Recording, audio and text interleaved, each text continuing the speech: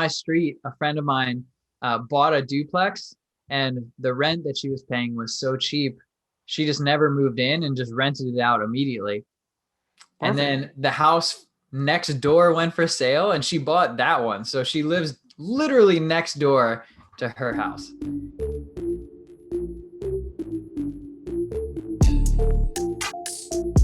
Okay. So now when you talk about how do you find a property if you were looking for one? What's your process? I mean, I would start with Zillow, or those, there's like Redfin, Zillow, I think Realtor.com is one. So you could start there. What are you looking for? What's that? What are you looking for specifically? Oh, what do I look for?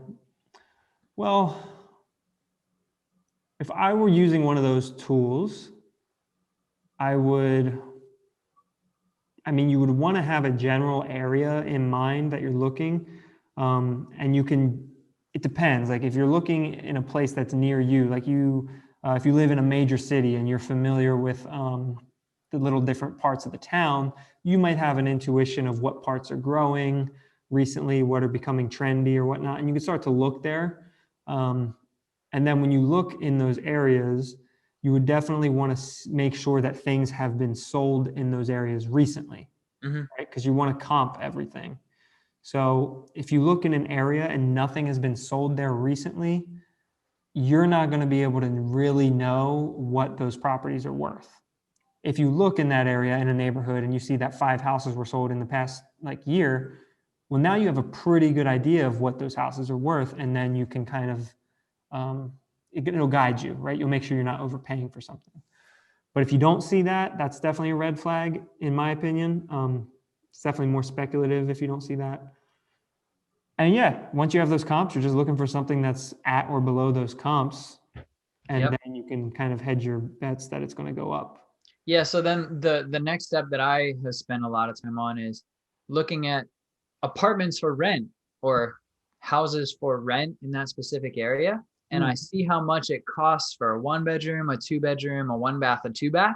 And then I compare that with a, really short mortgage calculator. And if those two numbers can come pretty darn close as is, then I'm looking in the right area. That helps me. That's definitely a good way to look at it. Because at the end of the day, you're going to have to run numbers on everything. You're going to have to run all the numbers on all the expenses and what you expect to make from it. So yeah, at some point or another, you're going to look at those numbers and you're going to need to know them. So for sure. Another thing that helps, and this is from more of, I read this about, it was a book that was about investing in real estate from out of state, basically. And one of the tips that he gave in that book was to look for areas, just go on Google and research areas that are growing in job opportunities and that are projected to grow in job opportunities and population growth. And when you you find an area that's growing in both of those things, and generally they're going to grow together. So it's a pretty good bet. But if you can find really positive metrics for those things, then that's probably a good place to go and invest in, because people are coming there, they want to live there, and they're willing to pay, the fair price for stuff because they're hoping to get a job there and all that sort of jazz. And the property value tends to increase in those places fairly consistently. Yeah, it will. But what we're talking about here is still applicable also to the stock market too, because you're looking for things that are growing or that you think that are going to grow, right? Yep. But if you're too late on that trend, you're going to buy things when they're already inflated, and you're actually going to end up losing because those things are going to come down at some point, or they're just not going to go up the way you thought they would. Yeah, well, COVID is a great thing to look at, because what I've noticed is that more and more people are working from home. So suburbs are becoming more and more desirable because you're not going downtown to work anymore. You don't have to. Right. Nobody has to. So in that scenario, buying something during COVID when the interest rate is 2%, it's insane. So you buy a suburban house for, probably 30 to 50% less for the same house, but it's close to the city or close. So that would be my preferred market would be somewhere close to the city. And for me, I've decided myself that I wouldn't want to invest in anything that's too far away from where I currently live so that I could be there to solve a problem. Yeah, that's generally how most people feel. I mean, I'm in line with that as well. I think it definitely takes a little bit more of an advanced or a more aggressive or risk-taking type of person to want to do something that's like out of state, right? Or you have a property manager, so you pay the price. Yeah, and you might even have a property manager even if it's right next door, but it definitely tends to be more comforting if you're closer. At least in my mind, and I think a lot of people are in line with that. On my street, a friend of mine bought a duplex, and the rent that she was paying was so cheap, she just never moved in and just rented it out immediately. Perfect. And then the house next door went for sale, and she bought that one. So she lives literally next door to her house. That's awesome. I know, it's super great. Buying a duplex is a pro move. It's a pro move because you can, like we already talked about, rent out one side, live in the other side, and that rent will offset your living expenses. And now yeah, right. Free. But get creative because you can do that even if you don't live in a duplex, right? If you got a basement or you got an extra room, or convert the garage if you got a garage or whatever.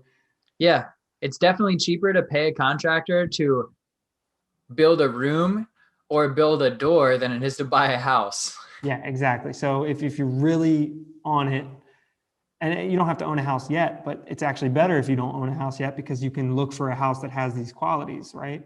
Yeah. Look for a house that has the potential to be rented out in like partially, so. Yeah, I'm having this conversation with my brother right now because he's living at home.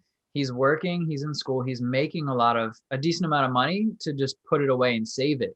Yeah. And he's in the position where when you're single, it's definitely easier to do because your requirements or your standards for living are lower, usually. If you're a man, there's zero. You have no standard of living. Yeah, right. So like if it were up to me, I have a 3-story house. I'd live in the 3rd floor. I'd get a small bathroom put in there, and maybe like some access to water for like a little Keurig or something. And I'd mostly spend all my time in my bedroom, and I have 3 other bedrooms, and people would just rent them and live in them. Yeah. And they would pay my rent or my mortgage and just kind of go through it. But when you live with someone else, you kind of want and value that privacy. For sure. Yes. 100%. But it's smart to live at home for a little bit, I think, because you can really put money away and you don't have to put 20% down on a place. No, that's not a thing. No, that's not. I mean, I don't know if it's even worth it, to be honest with you. You can debate it. Everybody's situation is going to be different, but most loans you can get for like 5% or 3%. Even. Yeah, mine was 3.5%. Now that does increase my mortgage by something between $100 and $300. I don't know what the specifics are. Yeah. Like I was saying, it's going to be different for people. Like some people, it might be worth it to save on that monthly payment, especially if they already have a ton of money, right? Then it doesn't. Or enough to make the 20% down payment. Right. But I'm thinking like, even if let's say I have enough for the 20% down payment, but then once I put that down, I will have next to no money in the bank account. Yep. Not worth it for me. I'd rather have money in the bank. So I would put down less money. And I would argue that you could take that same amount of money and go 2 to 3 properties at 3.5% instead of 1. And then while you're not trying to make money, you're earning equity by having someone else pay the mortgage in those places. Well, it gets tricky with loans, right? So banks aren't going to give you a regular old mortgage for 3% on a home that you're not going to live in. The primary residence. Yep. Yeah, they're not going to do that. So typically in those scenarios, you will need closer to 20%. If you're trying to get like a loan for a property that is you're not living in that property, most places are going to say like 20%. Hard money lenders, and they're going to charge a steep interest rate is what I was going to say. Like 20% down and then like an 8 or 12% interest. Wow. Yeah. So that's going to be tough. That's where you do need the down payment. But that's why it helps to get a duplex or have part of your house rented out, like we were saying, because then you can get that great loan with Yeah, that low, low mortgage percentage. yeah, with low money down, low interest rates. And so that you're going to do it anyways, because you're going to buy the house anyways for yourself. So you might as well like get something out of it. And then that snowballs to where you can save up to buy that next one with 20% down. Yeah, I'm curious about borrowing against an appreciated property value as well. That's something I'm curious about, which I think is interesting. Yeah, I mean, you're going to have, like, traditional banks probably aren't going to help you out a whole lot when it comes to just buying a rental property. Mm-hmm. I mean, potentially, but a lot of people look to banks that are specifically like in that game. They call them like hard money lenders. And there's another term as well. I can't remember, but they like work. That's their game, is lending out money to people who are doing rentals. And again, it's higher down, higher interest rates, typically a quicker turnaround on the loan too. Mm-hmm. So Do you know if banks are looking at, if I own a home and I'm buying a new home from primary residence, does it look the same way, or is it because I have more than one mortgage? so if you already own a home and you're trying to do this, Yeah, so I own a home now and yeah. I'll live in it for the primary residence time so that if I were to sell it, I'd avoid capital gains, which in PA is like 2 years. Mm-hmm. But now I want to buy a new house and I'm going to move and I want to leave my house, but keep owning it and rent it out to somebody else. I Will they imagine give you like a regular mortgage for that new house? Is they your would.